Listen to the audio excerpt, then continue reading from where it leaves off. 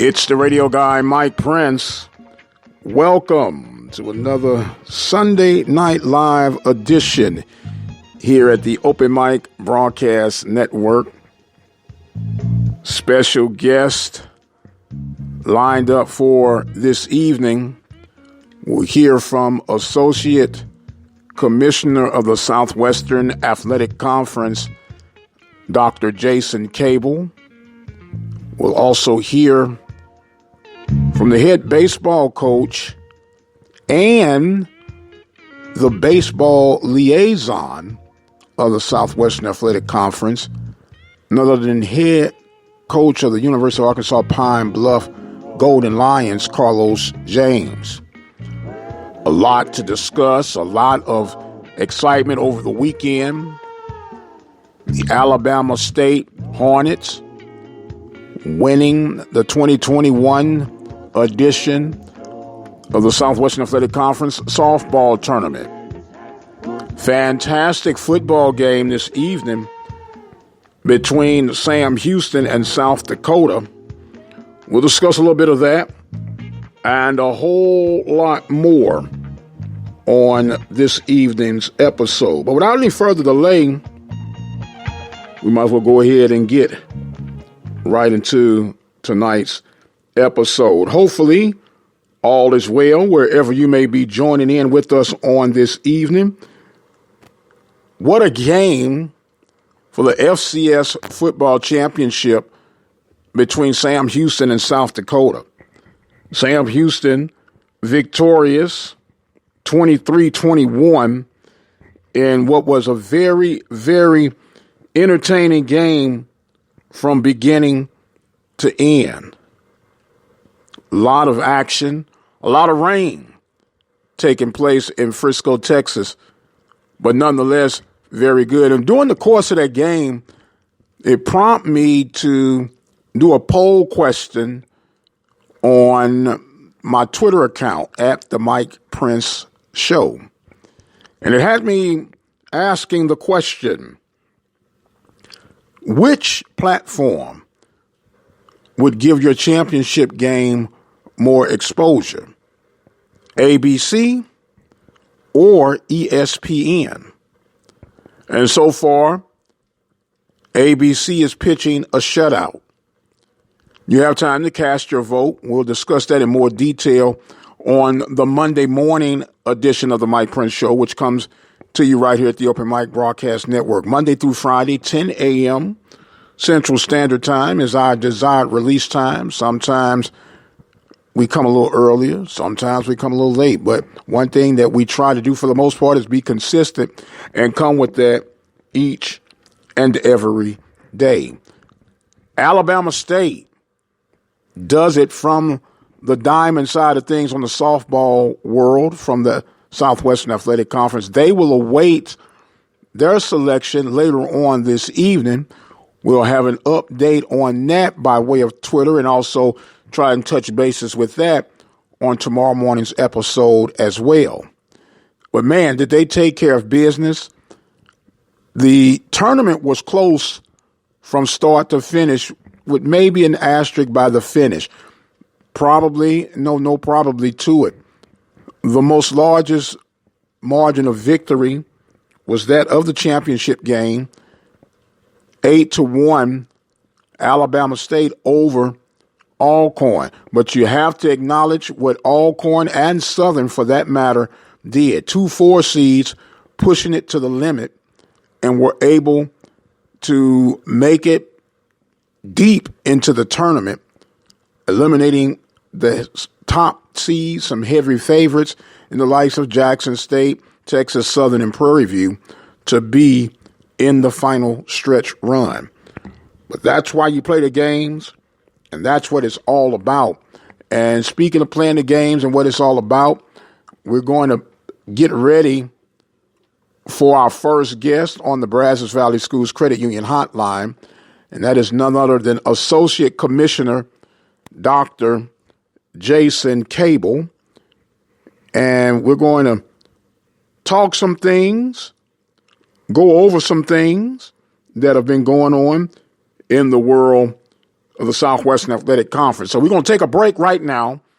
And when we come back, the next voice we'll have joining in with us will be that of Dr. Jason Cable. You listen to the Mike Prince Show, Sunday Night Live edition on the Open Mic Broadcast Network.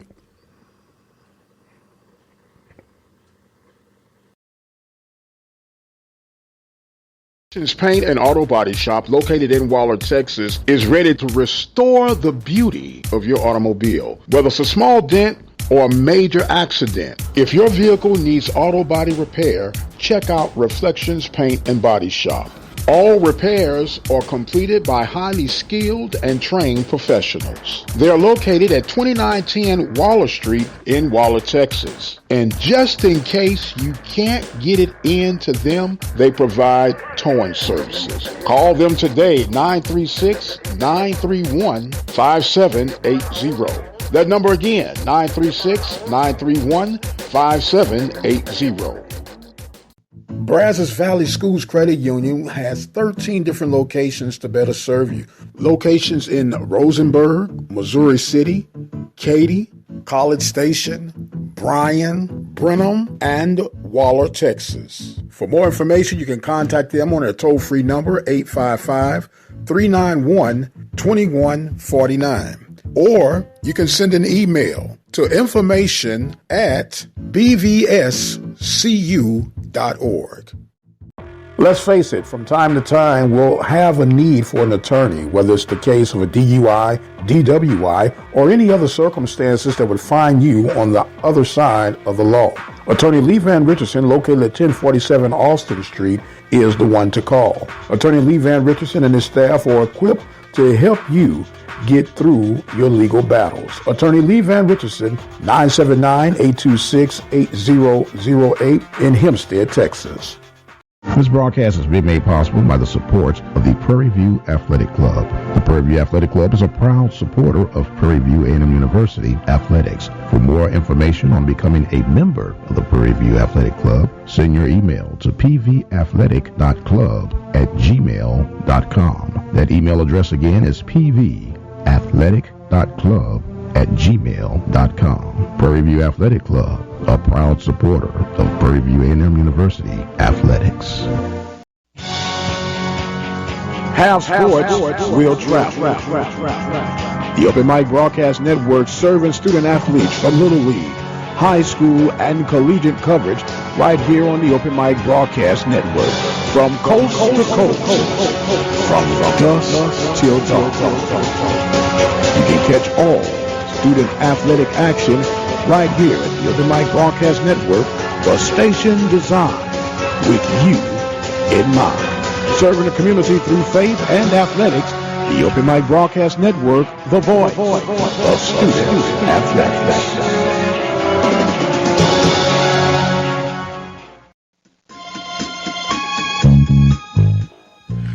And welcome back, ladies and gentlemen, to the Sunday Night Live edition of the Mike Prince Show. We're going to go over to the Brazos Valley Schools Credit Union hotline right now. We have on the line with us the Associate Commissioner of the Southwestern Athletic Conference, and that is none other than Dr. Jason Cable. How you doing this evening, sir? I'm doing well. How are you? I dare not complain, man. I just got done watching a pretty exciting football game between Sam Houston and South Dakota. Went down to the wire, and that's what you expect for your championship games. We also had an exciting weekend with Alabama State taking care of business for the softball side of the Southwestern Athletic Conference. So I've had an impactful weekend, man. I dare not complain. Oh, absolutely. Me as well. So just getting back from Biloxi and headed up to Madison, Alabama tomorrow for our baseball championship. Well, the hits just keep on coming for you. They don't stop. The time never stops, does it? No, it hadn't stopped. We've been going hard since the beginning of the year, so we're closing in on our last championship this week. Okay, and by that I know everyone in the camp will be breathing a collective sigh of relief, saying, "Wow, we finally made it through all this," right? Yeah, it's been an eventful spring semester, but non-eventful as it relates to our championship. So we're thankful for that. And it's really a quick turnaround because now we look forward to Media Day in July, and then we start football, as you know, back again in August. Absolutely. Now, Media Day will be, of course, July the 20th in Birmingham, Alabama. And I know with the addition of Bethune-Cookman and FAMU coming in, was that part of the process of saying, you know what, guys, we're going to meet in person for this year's edition of Media Day? Yeah, you want to have the first one. I think it was important to have it in person. This will be our first Media Day with 12 teams, 12 coaches. 2 student athletes per school, but the science and the way that the COVID was trending kind of led us to having a social distance in person Media Day. Okay, so that will be July 20th, and for everybody that's somebody we know is going to be there. And I got to ask this question: will there be like a certain, or I guess increased security and assignments with our special guest coach that has joined the conference, or will it be business as usual? Business as usual. Business as usual. Okay. No, I was just, because it's a different element and it's going to be exciting. We're going to have Terry Sims, Willie Simmons, and Deion Sanders for the first time. Well, not Simmons' case, but for the first time as officially being part of the conference. And I'm pretty sure it's going to be a high fever pitch event. And you guys are not going to have enough hours in the day to keep up with everything. Well, absolutely. We look forward to it. It's exciting. It's a historical event. Like I mentioned earlier, it will be the first press conference or media day, rather, for football with 12 teams. So it's very historical. We look forward to it. Okay, very good. We're on the Brazos Valley Schools Credit Union Hotline with Dr. Jason Cable, Associate Commissioner of the Southwestern Athletic Conference. Just completed the softball tournament. Once again, congratulations to Alabama State. Now we're transitioning over to baseball, which actually starts on my birthday, Doc, May the 19th in Alabama. Now, there has been, of course, without controversy, and it seems like controversy has been part of you guys' situation room all season long, starting with football, basketball, volleyball, and now baseball. And for those who might not be aware, there has been let's say an agree to disagreeable moment on rule interpretation and everything else. But I'll let you explain that a little bit further, Doc, if you don't mind. But the West, how it was won, Prairie View, my Prairie View Panthers, the top seed out of the West, followed by Grambling, Southern, then Texas Southern. But it didn't come without, let's say, some unique challenges, right, sir? Yes, there were some unique challenges in terms of our 80% rule and getting to our seeding in both divisions. And so as it relates to our bylaws, baseball programs were required to play 80% of their contests. 80% is deemed by the conference office as 19 of 24 games. Once a team meets the 80% threshold at the end of the season, and then we seed based on winning percentage. And in the West, Prairie View had the highest winning percentage, and they earned the number 1 seed. Okay, now that seems elementary, slam dunk, case closed. Let's turn the page, right? But oh so well, there is some discrepancies coming out of certain camps. We don't need to call out who they are because we know who was affected directly and indirectly with the decision being made. Now, you just explained, you said 19 of 24 of the games to be completed. But when you do the math, 19 of 24 is 79%. How do you answer those who say that Prairie View technically did not qualify with the 80% rule? We don't, because it's been determined by the conference that 19 games is 80%. And so whereas you could say 19 games is 79% of 24. That may be correct, but if you take 0.80 multiplied by 24, it gives you 19.2. So with your logic, you would have to divide 24 by 19.2, which would give you 80%. So, I mean, it's tomato on that end, but it's been established by the conference office that 80% of 24 is 19. And so that's how we proceeded with seeding. Okay. Now, once again, just answering questions that have been asked to me. I don't know why people think I know the answer, but I'm just a talk show host. If you do the math of rounding up and down, and for those who say that the 19.2, if you round it down, goes back to the 19, how do you respond to that? We don't, because it's already established, and so there's always going to be commentary as it relates to competition, right? Right. But we have to hold to our bylaws. I mean, there's all kind of theories out there. If you go 24 divided by 20, you get 83%, right? Right. And so 19 games is 80% as determined by the conference office. And so this is not the first year. This predates the administration in terms of that determination.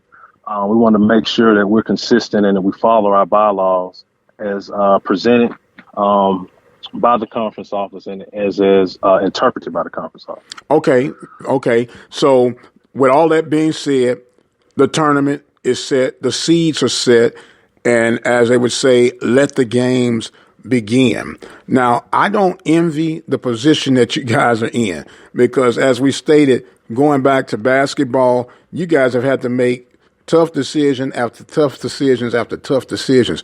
What is it like in the meeting rooms when you're going over these scenarios, man? I think the first step is to go back to your bylaws. You have to follow what is written. And we were in some, and we still are in some unprecedented times. And so then when you get to that point, and then you have to bring others in, come to a consensus and make a decision. And so that's how we operated throughout this year. Okay. Now, with these unique changes, not changes, but challenges that you've had in this 2021 campaign alone, does it warrant that you may go back and revisit some of the bylaws to bring even more clarity to avoid such situations that you're facing with right now? Absolutely. I think that's how the process goes, right? You have scenarios that are addressed by the bylaws, but may not be as clearly as addressed as you would like to see. And so you revisit the bylaws and you make sure that, as we move forward and we have different scenarios, that our bylaws clearly address each scenario that we will possibly encounter. But I think it's impossible. That's even when you look at the NCAA manual or any law book, you're going to have some scenarios that come up that require interpretation. And so we try to address those, as they come up, obviously using our current bylaws as a guide. Okay. Now, just for clarity, the coaches involved all were aware of the 19-game plateau, or was that something that kind of snuck in at the last moment for those that were, scratching and fighting for positioning? No, everything that's in our manual, in our sport regulations, rather, comes from the coaches group to the ADs group and ultimately, is voted in. So, yes, that determination of 19, like I said, this predates the current administration, but that 19 has been a mainstay. And it's understood by coaches in our conference. Okay, and now for those who might not be aware of the 80% rule, this was incorporated, I want to say, 2014 for rain day makeups, which the final week leading to the tournament is considered the makeup days. Now, this was implemented for weather makeup days, correct? Correct. And it was implemented to ensure that programs played at least 80% of their contests. Right. And because of the 80%, not only is that a conference rule, but that's also a mandate from the NCAA that you have to play 80% to qualify for postseason play, right? Yes, you have to play at least 24 games to qualify for postseason play. That's in totality. That does not just include conference games. So I think that's another interpretation there. That's not the same 80% rule that we have in the conference. Okay, and with that, goes back to the basketball when the magic number, I believe, was 13 games that had to be completed or something like that in your conference play. I'll forget the exact number, but there had to be a plateau. That's why there was a mad scramble to try and get as many games in as possible. So it wouldn't affect any team's postseason chances after that, which the tournament. Now, I think there was only one game that could be added as tournament play that would help you qualify for the postseason tournament from the NCAA March Madness, something like that, right? Absolutely. Absolutely. Yes, you could use one tournament game to meet that threshold. So you're correct. Okay. Now let's try to move forward. It was supposed to be in Jackson State with the baseball tournament. It moves to Alabama. Explain to those who might not know what all entails on how you determine a site and what does it take to secure these sites, and then to get all this information dispersed in enough time where your necessary conference schools can make the adjustments. Yeah, so the tournament was in Jackson, not at Jackson State. It was going to be I'm sorry. Fields. Forgive me. That was a play. When I hear Jackson, I go Jackson State. Forgive me. No problem. And so it was at Smith-Wills Stadium. We had some challenges there, and so we moved it to Madison, Alabama. And so logistically, it was a seamless move in terms of the time. It was a little time crunch in terms of making sure that we were able to notify institutions, their fan base, administrators, so we can make travel plans and things of that nature. We normally are a couple of years out as it relates to sites for championships. This is an anomaly for us, but we look to have a great tournament in Madison, to trash Pandas Field, Toyota Stadium. It's a $46 million facility. AA team, Rocket City Pandas play there. This is their first season, and so it will be the first college tournament in that facility. So we're excited to open it up this year. So you're going to be able to christen this new monster of a stadium. Oh, absolutely. And it's a phenomenal stadium. It's just recently was finished, and so you can imagine the technology and the newness of it. So we're excited about being there.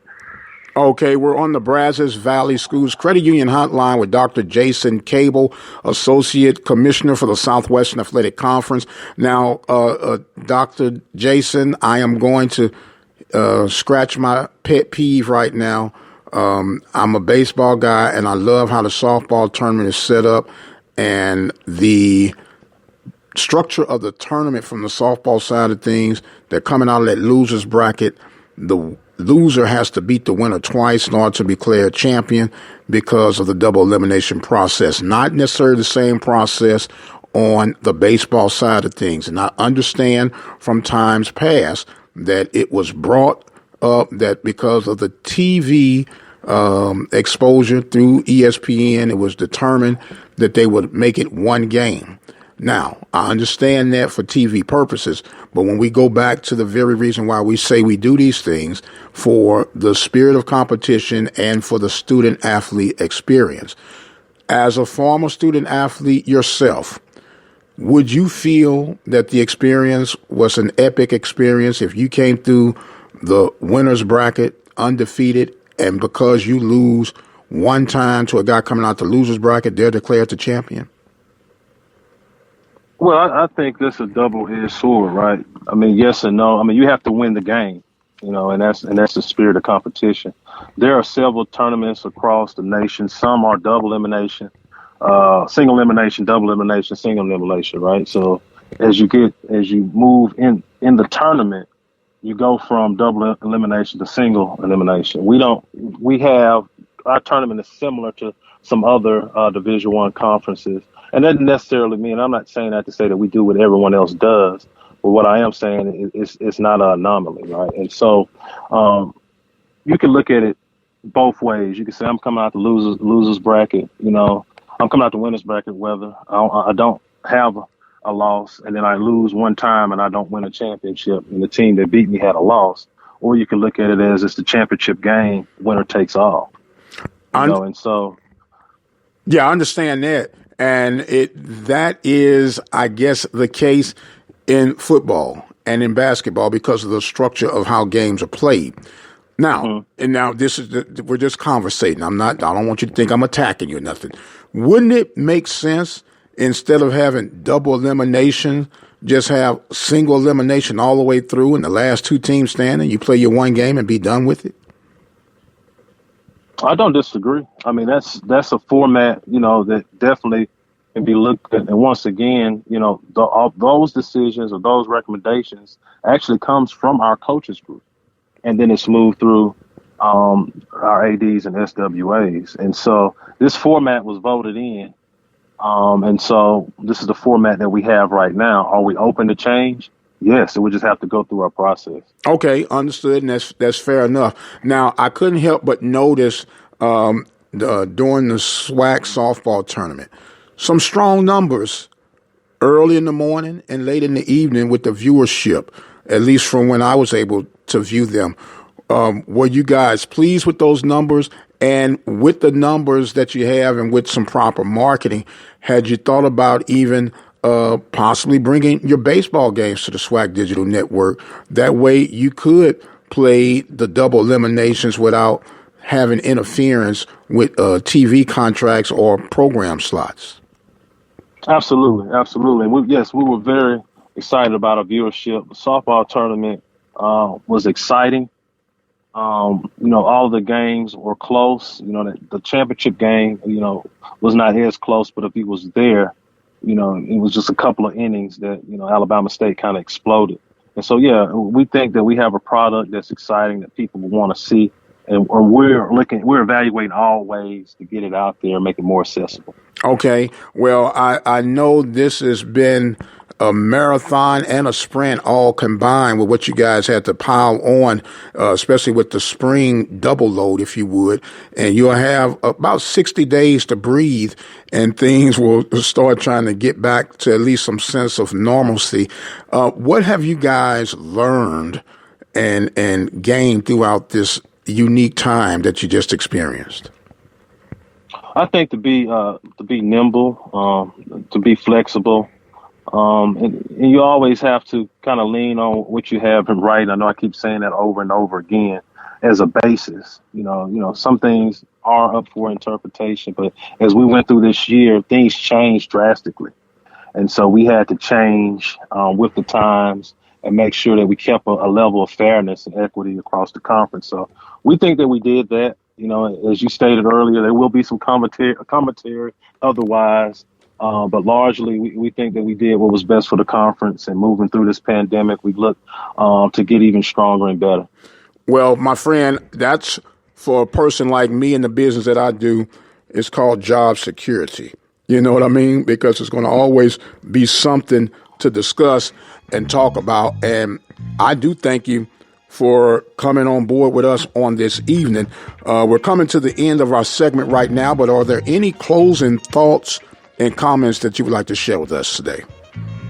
We just thank you for the support. As you said, our softball numbers were up. I think our numbers were up everywhere this past year, even when you look at football.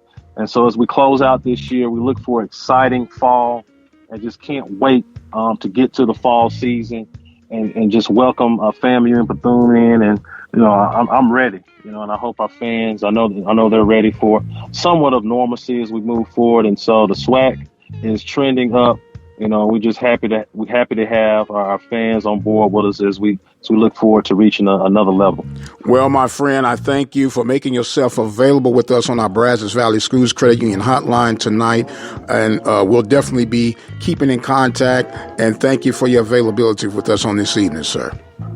Yes, thanks for having me. All right, Dr. Jason Cable of the Southwestern Athletic Conference, Associate Commissioner. A lot of shoes to fill and a lot of space to get done. And as they say, a short time to get it done. We're going to take us a break. And when we come back, we'll hear from the head baseball coach of the University of Arkansas at Pine Bluff. And that is none other than Carlos James. Keep it right where you got it. We'll be right back.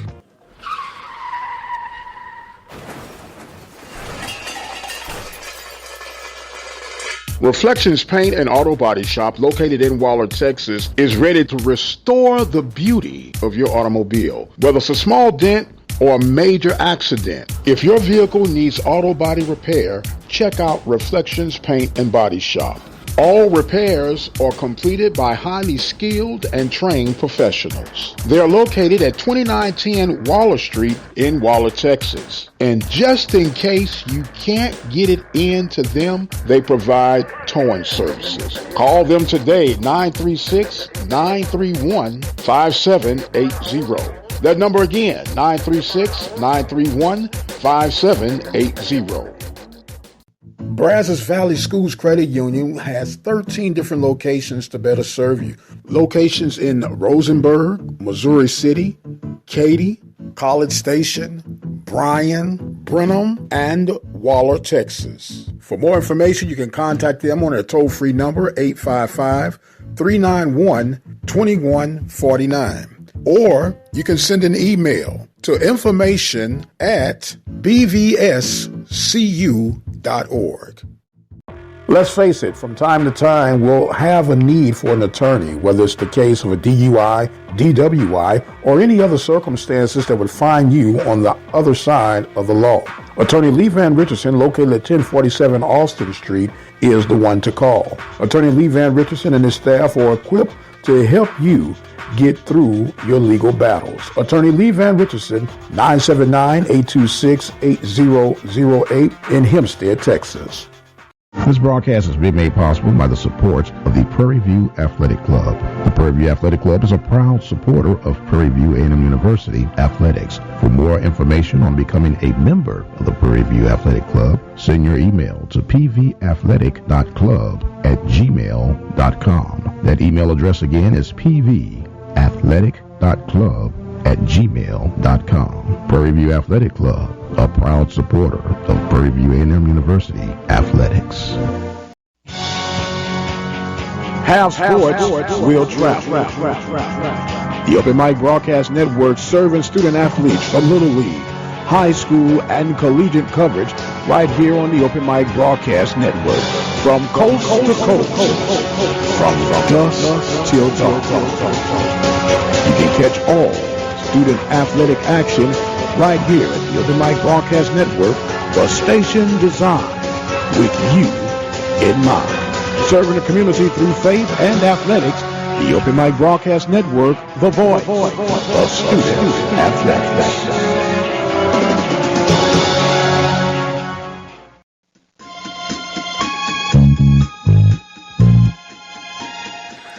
And welcome back, ladies and gentlemen, to the Sunday Night Live edition of the Mike Prince Show. We're going right back to the Brazos Valley Schools Credit Union hotline. We just heard from Associate Commissioner Dr. Jason Cable. We'll now hear from the baseball liaison and head baseball coach of the University of Arkansas at Pine Bluff, and that's none other than Carlos James. How you doing this evening, sir? I'm all right. How you doing? Well, I heard that there was a collective sigh of relief, and I can imagine it has been a very emotional and I might as well add somewhat stressful situation for you this past week. Yeah, it's been stressful in that, you just not knowing, which way this thing going to go. And then once you start doing your research, you have a pretty good idea how it should go. But, given, the parties involved, you just have to kind of wait for an answer. And that part bothers you. So you just, you wait till the end. And I guess let me just cut to the chase. I just wish that, that decision was made, one, in fairness, and two, by my peers, meaning the other institutions, weighing in on the situation instead of one governing body. Okay, now, if I'm hearing you correctly, it wasn't a decision based upon the peers. It came directly from the office. And I'm not trying to put words in anyone's mouth. The Associate Commissioner, Dr. Cable, said that everyone was aware of the 19 for 24 rule was in place prior to this decision being made. I like you said, I'm the liaison or the chairperson of the baseball coaches committee, and I don't have anything in my notes or I hadn't seen any new revisions that's in the SWAC baseball bylaws that stated that we're going to change math and make 19 be 19.2 or 19 of 24 games be 80%. I mean, did nobody vote on that? Okay. And if we did, we wouldn't be too bright. Okay, now, so are you telling me and the listeners that this decision came as a surprise to you? Oh, very much so. To me, the math is the math and the rule is the rule.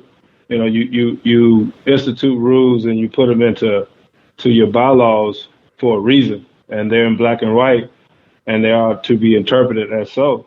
And in this particular rule, it says 80% of your conference games, meaning that therefore right now we play 24 conference games. So 80% of 24 is not 19, and we said 80% and not use a number because just like next year, we're going to go from 24 to 30 conference games. So the 80% rule would still apply, but now that new number would be 24, and in this case, if you do the math and you divide 19 by 24, you're only going to get 79.1, and that's where my problem lie with the way the conference ruled on that. You absolutely changed math to not have to deal with a situation that we should have dealt with. We're on the Brazos Valley Schools Credit Union Hotline with head baseball coach at the University of Arkansas at Pine Bluff, Mr. Carlos James. Now, Coach James, let me play devil's advocate. Those that might be listening, they could say, man, are you splitting hairs right now? 79%, 80%. Go ahead and round that thing up and let's be done with it. Or they're saying that you might be having rocks in your jaws because it affected your team directly? Well, I can say this by being the chairperson. It not only affected my team, and when I wrote the appeal letter, I included Grambling State as well, because had the games been played, you gave Grambling State an opportunity to be a number one seed and give Cooper, if I'm not mistaken, to be his second Western Division title. And as well as I do, most coaches have bonuses and things tied to that. As well as I do, and the people that's listening, how hard it is for a team in the West to even claim a Western Division title, because they're hard to come by. We had a tough side over here. So it wasn't just about, Pine Bluff. It was about the Grambling State Tigers. It was about everybody else, but it's also about the spirit of the rule.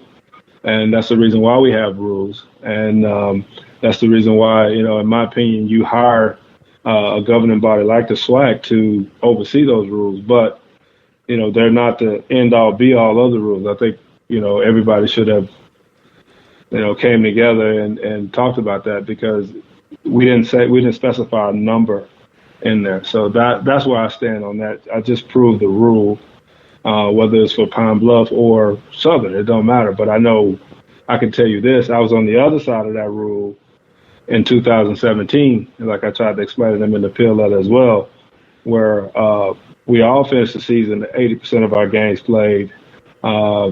We beat Southern the last game of the season, and we were in the tournament because we was 10-14. They were 9-14. Well, they had a game left against Texas Southern that Southern petitioned to go play, and they did. They went and played the game, and they won it, and we was out of the tournament. Both of us finished 10-14. So, there has already been a precedent in our league set for, making teams play games if it affects seeding. So I dispute everything that the conference office, laid out today in their ruling. I just think it's very unbiased, and it's something that we should look at further. Okay, once again, we're talking with Carlos James of Arkansas at Pine Bluff, head baseball coach, liaison for baseball coaches of the Southwestern Athletic Conference. I got to ask you this question as well, Coach. What for those, this is a somewhat of a Prairie View based listening program. They said Coach James is just casting shade against the Panthers. Let it go. Yeah, no, I mean, it's not about the Panthers. It's about SWAC baseball as a whole. It's about our conference. It's about the integrity of our conference. My thing is, if that rule would have affected me, like it went against me before, I'm not going to cry about it, but I just want it to be right at the end of the day. And I didn't, not no means try to do it just to spite Prairie View or whoever. It doesn't really matter to me. And I don't really, I can't use the word care, but I know in my heart that I try to do things the right way and do it for the spirit of what it's for. And in this case, it's just about doing things right, because this time it hurt me.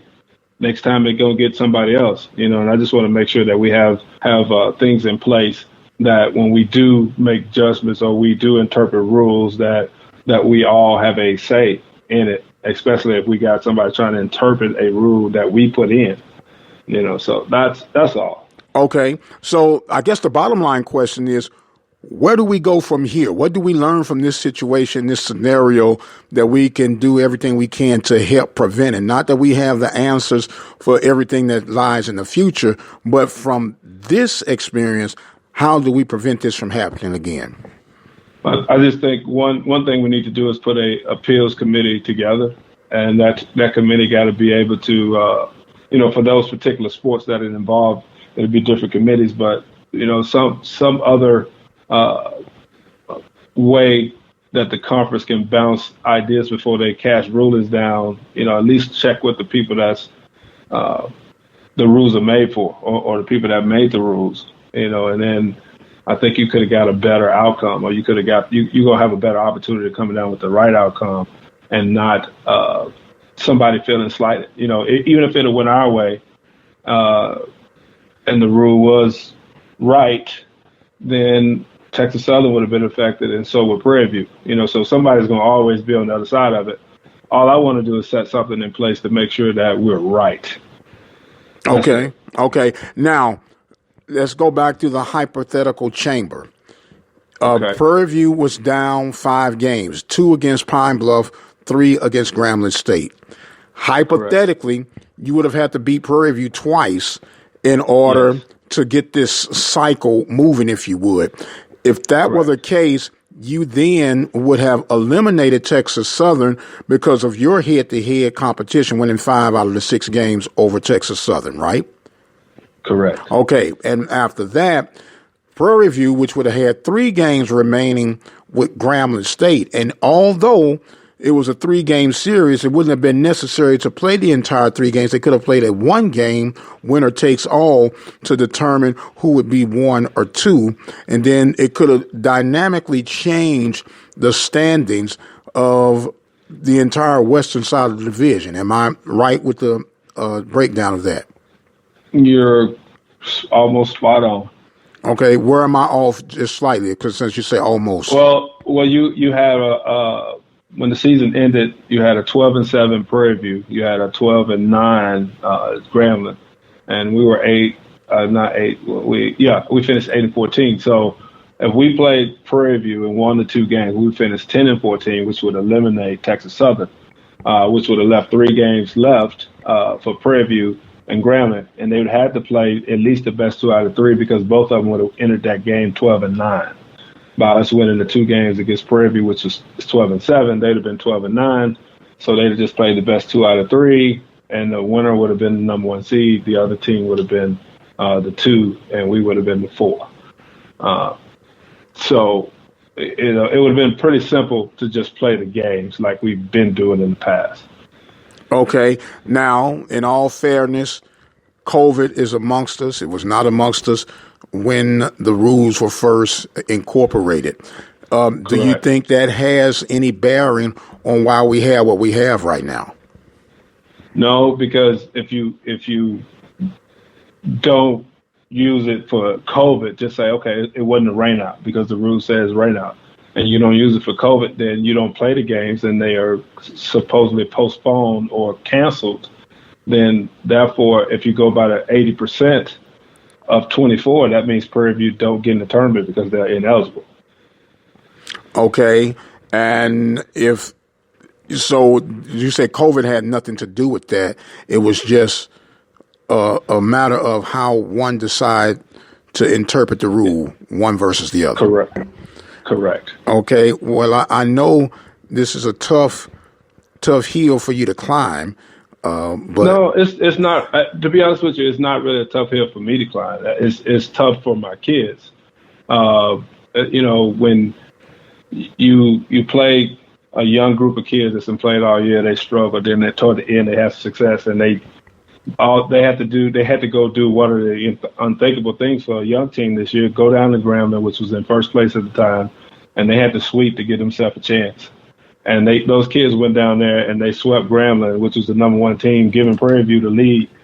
They did what they needed to do to put themselves in a position to be able to play those 2 extra games to allow them to get into the tournament.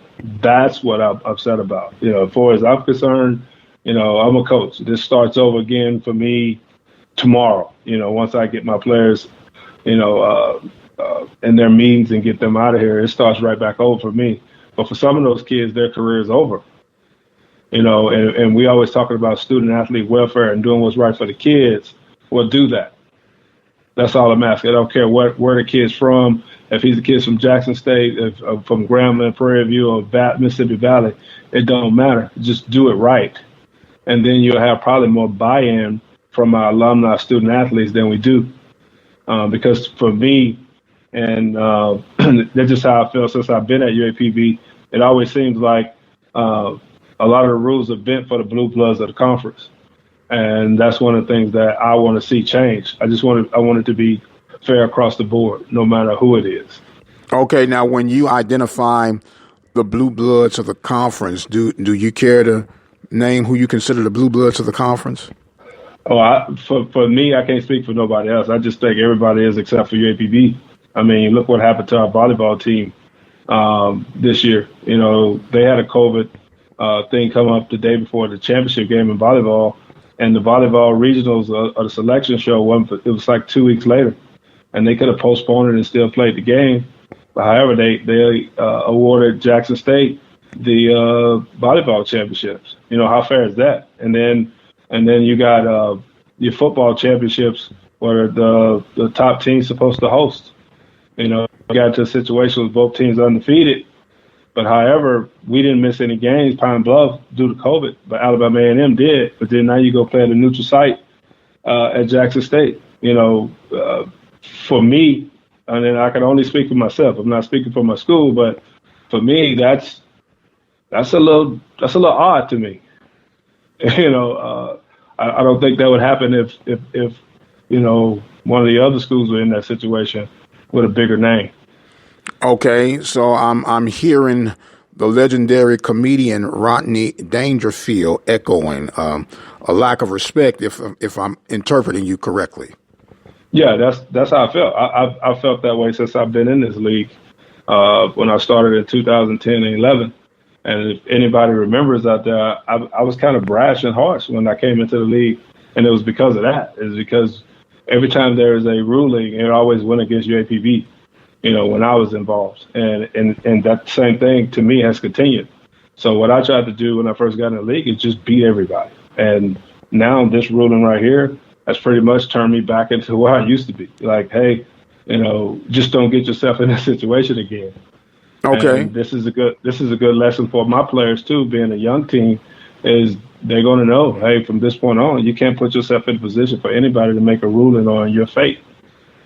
Okay. Now, with that being said, and I'm hoping it's not the case, does it make you consider changing your involvement as far as being a spokesman for the conference and that nature, or are you just going to keep your head down and stick in your lane in Pine Bluff?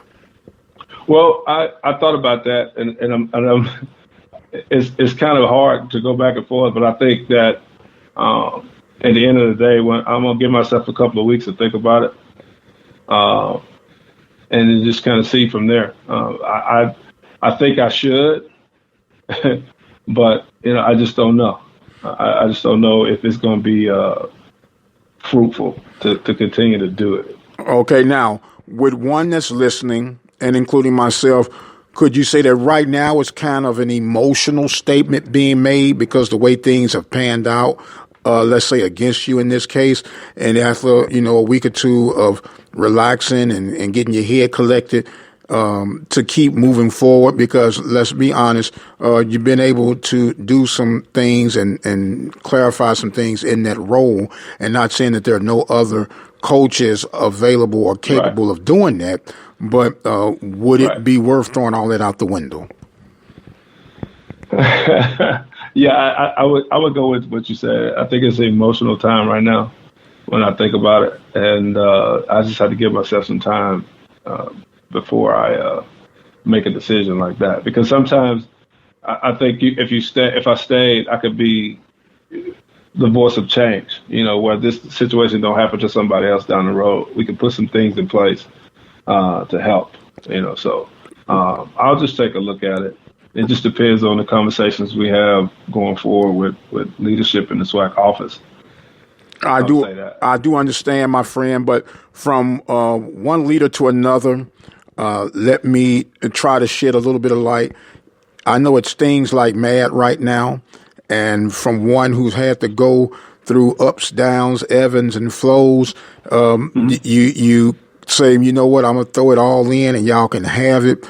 But something on the inside will continue to drive you and push you. And you're in a position, believe it or not, to make the necessary changes. That way, if you were to quit right now, personally, I believe it would tarnish your legacy, because then they say it didn't go his way. He cashed in and faded into the sunset. You're a fighter. Been knowing you for quite some time since you came into the league. Know that you stand for what you know to do is right, which is what we try to do here at the open mic.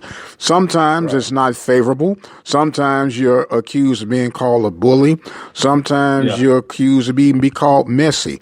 But it's people that call you messy sometimes are the ones trying to hide the dirt. And sometimes the job is to stay on the course, keep your head down, stay as biased as possible, and work as hard as heck. And this too shall pass, my friend. Yeah, you're right. You're definitely right. It kind of makes me want to be an AD, though. Really. It kind of makes you want. Well, there's time down the road for that as well. There's time down the road for that as well. That kind of fuels me right now. Okay. I want to do something like that, but that's like you said. That's down the road. We're talking 10 years from now. Yep. Okay, very good. Well, look, man. I know you said it was tough on your kids, but I know it's tough on you as well, because you want what's best for your kids. You want what's best for your institution. You're a local homeboy, a local legend down there. Yeah. You want what's best for the community.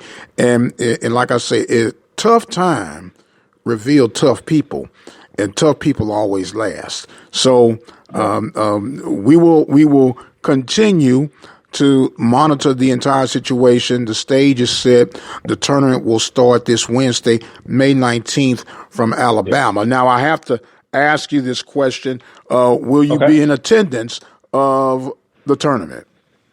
No, I won't be in attendance at the tournament, but I had no plans usually if I don't play, I'm not going anyway, except that one year you and I did, some live broadcasts. But I think it's going to be a wonderful tournament regardless. I think you got the best teams that are in there.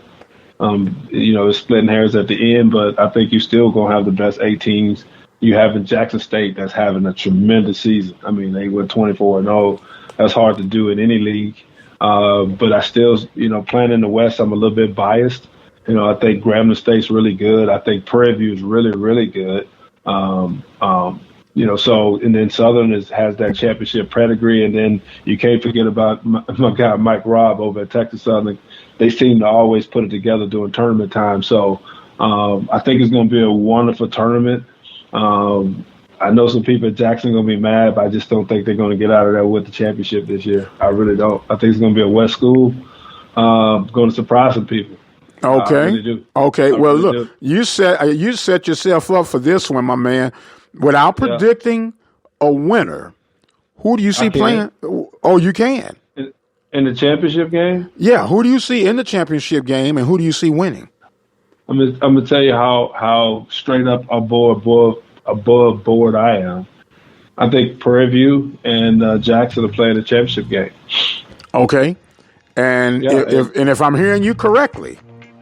Yeah, I think Prairie View and Jackson will be in the championship game. I think it's going to come down to which coach makes the best move out of the bullpen. Now, if you said, if I'm hearing what you said, you don't see Jackson standing. If Prairie View and Jackson makes it to the championship, I'm filling in the gap now. I'm filling in the gap. You leaning toward my Panthers. You think the Panthers are going to be the last team standing? I really do. It's up to them. I think that's a really talented group. I think, they went through that growing pain, sort of like what my group is going now. I remember when he brought in all those freshman kids, and you could see the talent in them, and they were still getting beat. But the one thing they didn't do, they didn't quit.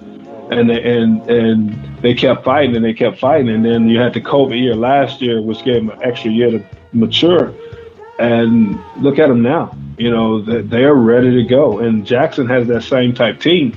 But I just think Prairie View has been through more wars, being on the western side. And I think that championship game is going to be a war. That's why I say it's going to come down to the pen. Who manages the pen better? And I think overall, Prairie View has the better bullpen. I know Jackson has the best closer, but I think Prairie View has the best pen. And I also think Prairie View's offense, the way it's set up, I think for big moments, I think they get it done in a tight game. I really do. All right, man. Well, you guys heard it here first on the Sunday night edition of the Mike Prince Show. Coach, I thank you, man, for joining in with us. I thank you for being candid and transparent and voicing your concerns and opinions. And we definitely will get a chance to do this again. I want to give you some last thoughts and comments, sir, as we get ready to shut things down for this evening. Well, I just like to say, to all the SWAC alumni out there, support your schools. I always talk about that, especially financially, because they need it. And just continue to all, schools out there continue to be forward thinking and let's continue to grow as a conference. We've added Bethune-Cookman and Florida A&M to the SWAC, and I think it's a superpower conference.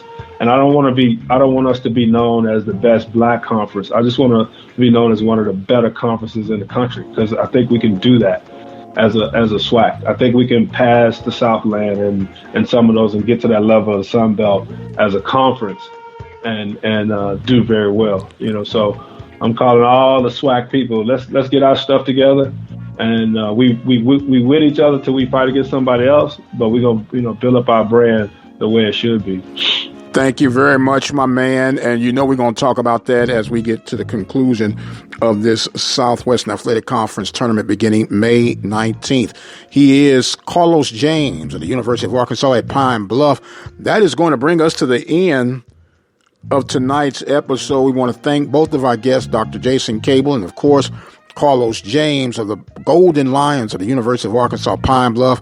Thank all our sponsors and underwriters, and thank you, the listener, for making this all possible. Don't forget, we come to you each and every day, Monday through Friday, 10 a.m. Central Standard Time, and you can join us live right here on Sunday nights.